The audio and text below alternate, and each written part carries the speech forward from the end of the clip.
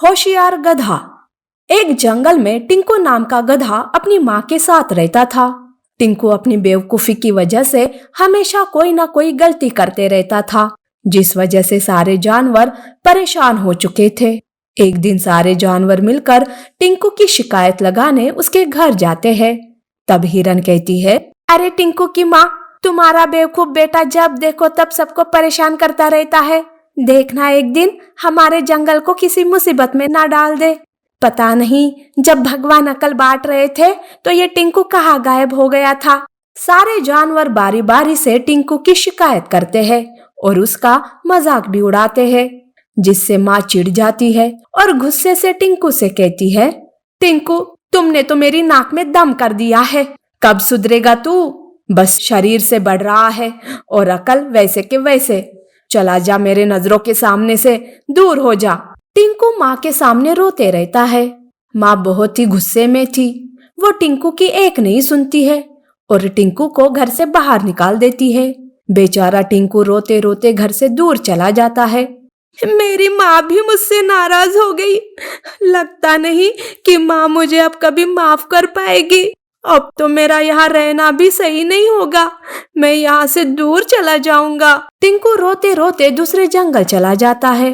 टिंकू को वैसे अकेले में डर लग रहा था, पर फिर भी खुद को बचाते हुए सावधानी से जंगल में रहने का ठिकाना ढूंढने लगता है।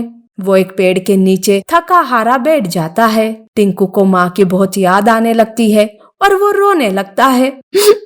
माँ, माँ, मुझे आपकी बहुत याद आ रही है माँ, पर मैं आपके पास अब कभी वापस नहीं आऊंगा माँ। टिंकू रोते रहता है कि तभी वहाँ लोमड़ी आती है। लोमड़ी बहुत ही चालाक थी। वो टिंकू को रोता देख सब समझ जाती है। लोमड़ी उसके अकेलेपन का फायदा उठाने का सोचती है और वो टिंकू के पास जाकर कहती है, बेटा कौन हो तुम और यहाँ कहाँ से आए हो? तब टिंकू लोमड़ी को सारी हकीकत बता देता है। लोमड़ी मन ही मन सोचती है, अरे वाह, ये तो बहुत अच्छा हुआ जो भगवान ने मेरी झोली में ही इस बेवकूफ गधे को डाल दिया।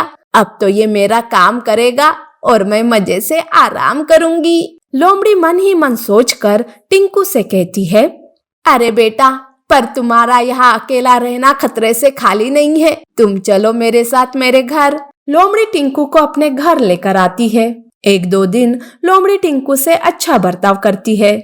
दूसरे दिन के बाद लोमड़ी टिंकू से कहती है, अरे टिंकू, अब तुम्हारी खातिरदारी बहुत हो गई। आज से तुम्हें मेरे लिए भोजन चुरा कर लाना होगा।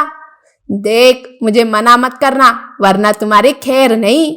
बेचारे टिंकू के पास भोजन चुराने के सिवा कोई चारा नहीं बचता है। उस दिन टिंकू भेड़िए के घर से भोजन चुरा कर लाता है, जिसे खाकर लोमड़ी बहुत ही खुश हो जाती है।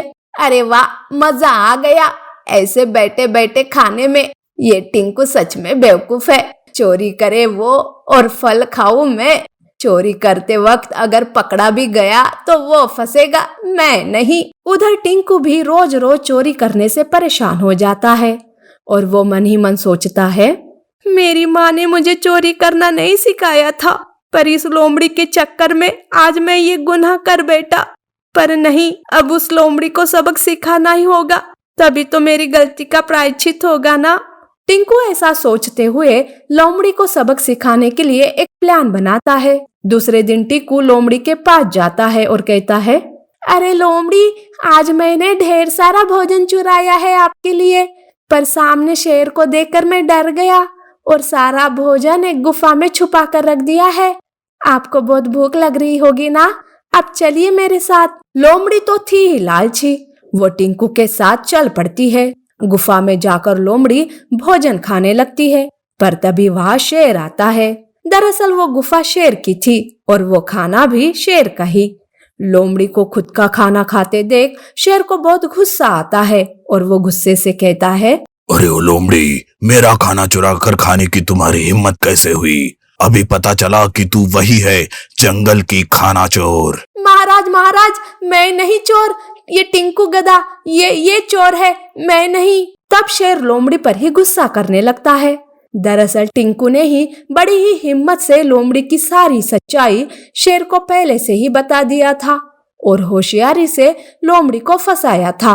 अब लोमड़ी का सारा खेल खत्म हो जाता है।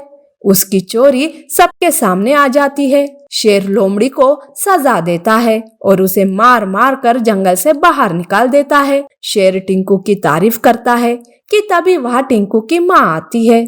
अरे बेटा, माँ को क्या बेटे पर गुस्सा करने का अधिकार नहीं है? मैंने तुझे जरा सा क्या डांट लिया, तू तो मुझे छोड़ कर आ गया यहाँ पर। माँ टिंकू पर गुस्सा करने लगती है कि तभी शेर कहता है, रुक जाइए, आप टिंकू की माँ हो, आपको पूरा अधिकार है इस पर गुस्सा करने का। पर अभी टिंकू बदल गया है, उसने होशियारी से लोमड़ी की चोरी सबके सामने लाई है। ये सुनते ही माँ को बहुत ही खुशी होती है और वो अपने बेटे को लेकर वापस अपने जंगल चली जाती है।